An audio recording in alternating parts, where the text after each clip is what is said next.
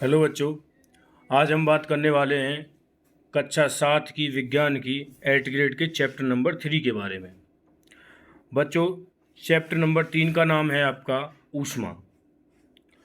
बच्चों, जब हम किसी भी चीज़ को जलाते हैं तो उसमें से जो हीट निकलती है, उससे जो गर्माहट महसूस होती है, उसी को क्या बोल देते हैं बच्चों? ऊष्मा बोल देते हैं।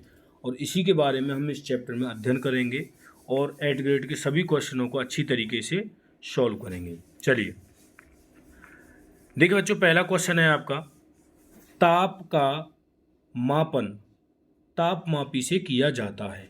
देखिए बच्चों, जो टेम्परेचर होता है ना, तापमान, उसका मापन करने वाले इंस्ट्रूमेंट को तापमापी बोलते हैं। इसलिए पहले क्वेश्चन का जो आंसर है वो हमारा क्या हो जाएगा?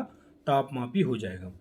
अगला क्वेश्चन है, मानव शरीर का सामान्य तापमान 37 डिग्री सेल्सियस होता है। ठीक है बच्चों, देखिए मानव की जो बॉडी होती है उसका जो तापमान है वो 37 डिग्री सेल्सियस एवरेज होता है। अगर इसे हम फ़ारेनहाइट में बात करें तो 98.5 डिग्री फ़ारेनहाइट होता है। ठीक है, चलिए क्वेश्चन नंबर 3 पर बात करें। ऊष्मा का प्रवाह सदैव गर्म वस्तु से ठंडी वस्तु की ओर होता है। देखिए बच्चों, जैसे कोई पदार्थ है बहुत ज़्यादा गर्म है, अगर उसे हम ठंडी वस्तु से टच करते हैं तो जो ठंडी वस्तु है वो क्या हो जाती है? गर्म हो जाती है। इसका मतलब ये है कि जो ऊष्मा है वो अधिक गर्म से कम गर्म की ओर, मतलब सदैव वस्तु ठंडी की ओर जो ऊष्मा है वो क्या करती है?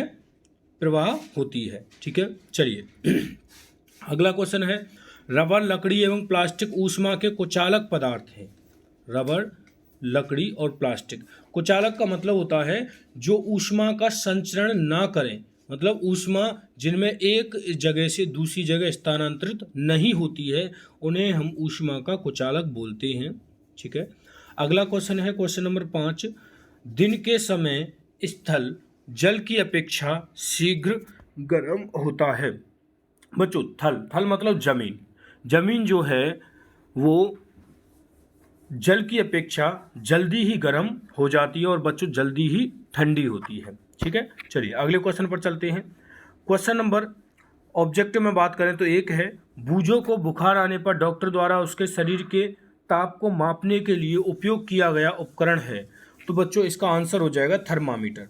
ठीक है, बूझो क्या है? एक व्यक्ति है और मानव का तापमान मेजर करने के लिए जिस इंस्ट्रूमेंट का यूज किया जाता है वो है बच्चों थर्मामीटर। ठीक है चलिए अगला है, लोहे के तवे का हत्ता लकड़ी का बनाया जाता है क्योंकि लकड़ी होती है ऊष्मा रोधी। ऊष्मा कुचालक या फिर ऊष्मा रोधी बोल सकते हैं। ठीक है, चलिए आगे चलें। अगला क्वेश्चन है बच्चों, समुद्री समीर कहते हैं। समुद्री समीर का मतलब है बच्चों समुद्र की तरफ से आने वाली हवाएं।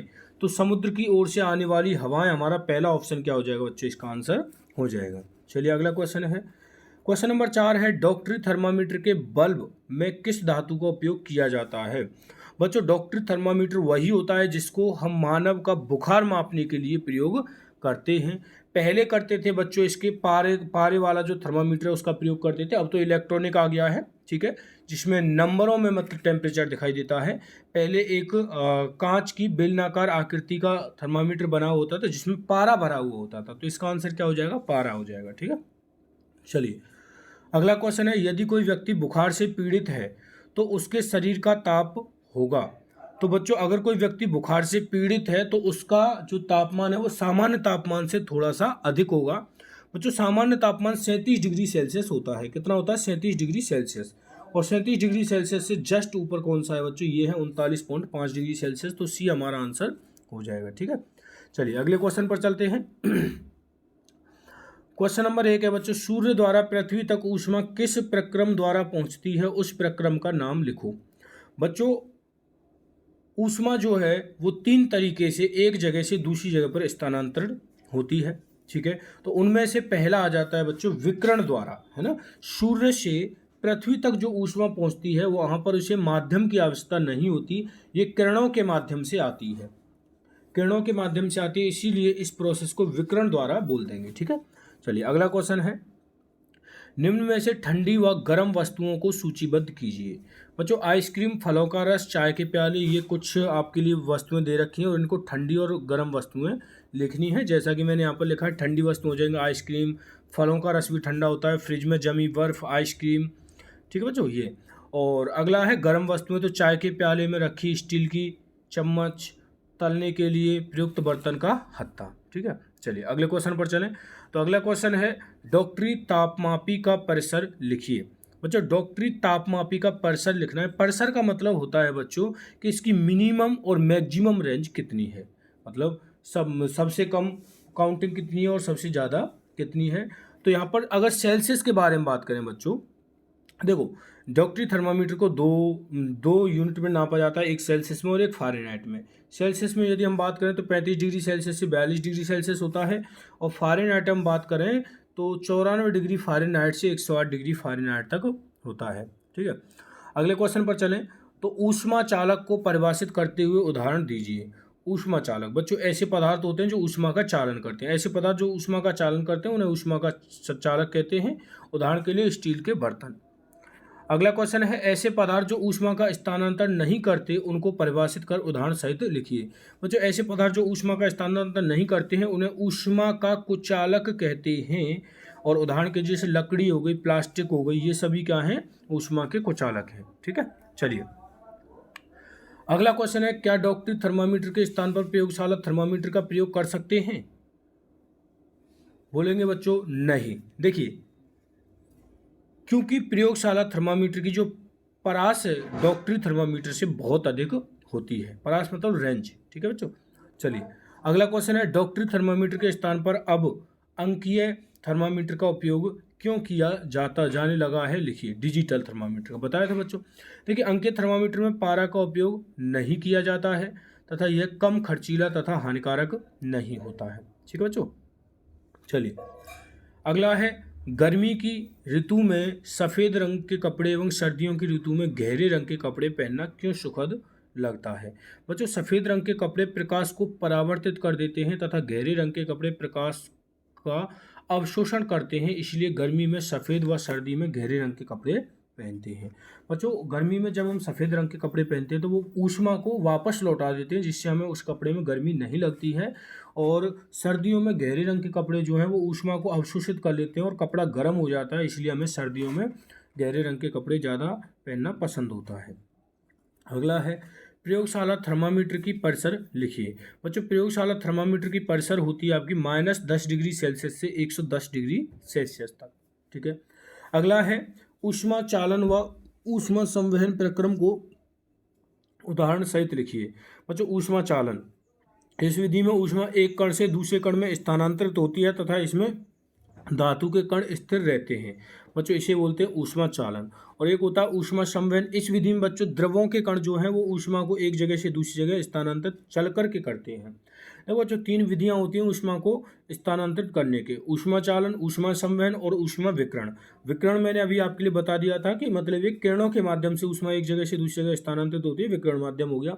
ऊष्मा चालन बच्चों ये होता है आपका धातुओं में, जनरली मतलब ठोस पदार्थों में। इसमें क्या होता है कि धातु के कण तो उसी जगह पर होते हैं, लेकिन जो ऊष्मा है वो एक कण से दूसरी जगह कण पर स्थानांतरित हो जाती है।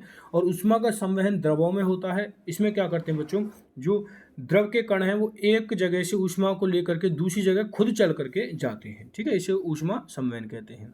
चलिए अगला है अधिक सर्दियों में आप एक मोटे कंबल या एक के ऊपर एक जुड़े 2 कंबल किसका चुनाव करेंगे? तो बच्चों अधिक सर्दी में एक के ऊपर एक जुड़े पतले कंबल का चुनाव करूंगा, क्योंकि 2 कंबलों के बीच में हवा ऊष्मा का विरोध करती है, ठीक है। चलिए अगला क्वेश्चन है डॉक्टरी थर्मामीटर का नामांकन चित्र बनाकर संरचना का वर्णन कीजिए।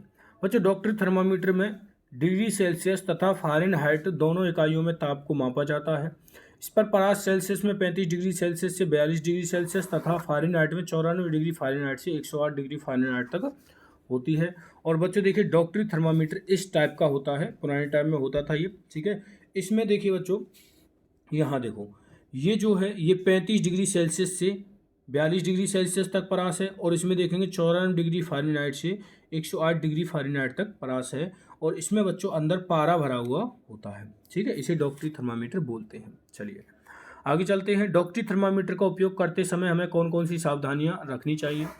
बच्चों डॉक्टरी थर्मामीटर का प्रयोग करते समय हमें निम्न सावधानियां रखनी चाहिए, जैसे कि इसे उपयोग से पहले व उपयोग के बाद गर्म पानी में धोना चाहिए।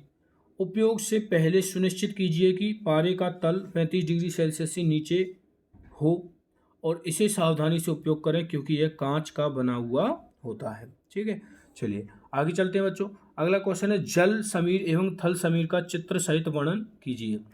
जल समीर बच्चों, जल समीर जल की तरफ से आने वाली हवाओं को जल समीर कहते हैं और थल समीर मतलब जमीन की तरफ से आने वाली हवाओं को थल समीर कहते हैं। ठीक है, अगला क्वेश्चन है काला पॉलिश किए पात्र एवं श्वेत पॉलिश किए पात्र में पानी भरकर दोपहर में 2 घंटे रखने पर किस पात्र का पानी कम गर्म होगा एवं क्यों? बच्चों श्वेत पॉलिश किए पात्र का पानी कम गर्म होगा क्योंकि श्वेत रंग प्रकाश को परावर्तित तथा काला पदार्थ प्रकाश को अवशोषित कर लेता है। अगला क्वेश्चन है बच्चों, क्या ऐसे भवनों का निर्माण संभव है जिसमें मौसम के अनुसार प्रभाव मतलब ठंडा या गर्म ना हो? हाँ, ऐसे भवनों का निर्माण संभव है। ऐसे भवनों की दीवार के बीच में निर्वात रखा जाता है जिससे ऊष्मा का स्थानांतरण नहीं हो पाता है। अब बच्चों प्रोजेक्ट नंबर 2 है किसी डॉक्टर या अपने निकट के किसी स्वास्थ्य केंद्र पर जाइए। डॉक्टर को किसी रोगी का ताप मापते हुए देखिए, यह जानने का प्रयास कीजिए। पहला क्वेश्चन है बच्चों, तापमापी का उपयोग करने से पहले उसे किसी द्रव में क्यों डुबोते हैं? बच्चों ऐसा इसलिए करते हैं, वो उस द्रव में जिसमें डुबोते हैं वो एंटीसेप्टिक द्रव होता है जिससे कि उस पर लगे कीटाणु सभी मर जाते हैं। अगला है तापमापी को जीभ के नीचे क्यों रखते हैं? बच्चों जिससे कि वह शरीर के ताप को माप सके और शरीर का ताप मापने के लिए तापमापी को मुंह के अतिरिक्त क्या शरीर के किसी अन्य भाग पर भी रखा जा सकता है? हाँ रखा जा सकता है, लेकिन ताप की सटीकता में गलत हो सकती है। ठीक है बच्चों, अगला क्वेश्चन है शरीर के विभिन्न भागों का ताप समान है या अलग अलग है? बच्चों नहीं, शरीर के विभिन्न भागों का ताप समान नहीं है। ठीक है, तो बच्चों यहाँ पर आपका चैप्टर होता है ख़त्म। आशा करता हूँ अच्छे समझ में आया होगा। अगर किसी भी तरह की कोई दिक्कत है बच्चों तो कमेंट में ज़रूर पिन करें और अगर वीडियो पसंद आती है तो लाइक करें, दोस्तों के साथ शेयर करें और चैनल को सब्सक्राइब करना ना भूलें। धन्यवाद।